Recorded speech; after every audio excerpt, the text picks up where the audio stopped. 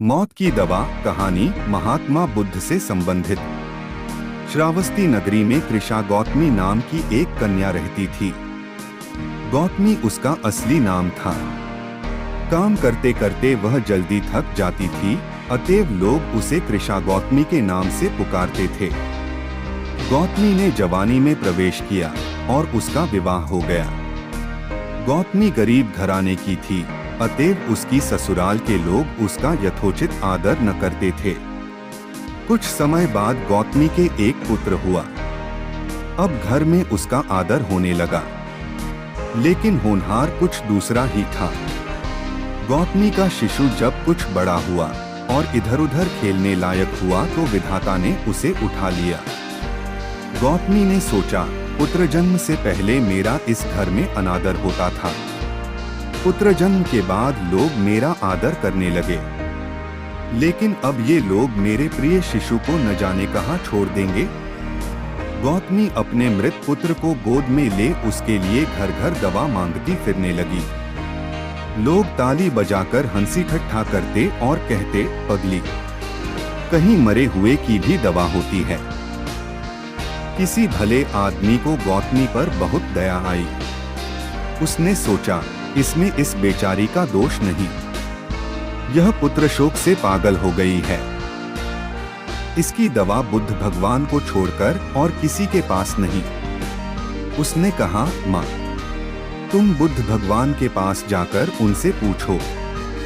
गौतमी अपने शिशु को गोद में ले जहाँ बुद्ध पालथी मारे बैठे थे पहुंची और अभिवादन करके बोली, महाराज, मेरे पुत्र को दवा दीजिए। तथागत ने कहा, तूने अच्छा किया जो यहाँ चली आई। देख, तू इस नगर में से जिस घर में किसी की मौत न हुई हो, सरसों के दाने मांग ला, फिर मैं तुझे दवा दूंगा। भगवान की बात सुनकर गौतमी बहुत प्रसन्न हुई और सरसों के दाने लेने के लिए चल दी।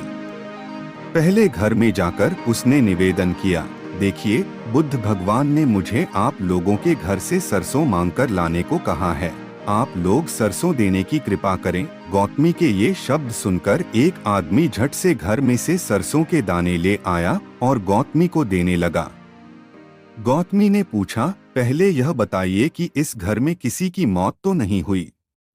यह सुनकर घर के लोग आश्चर्य से कहने लगे, गौतमी, यह तो क्या कह रही है? यहाँ कितने आदमी मर चुके हैं, इसका कोई हिसाब है।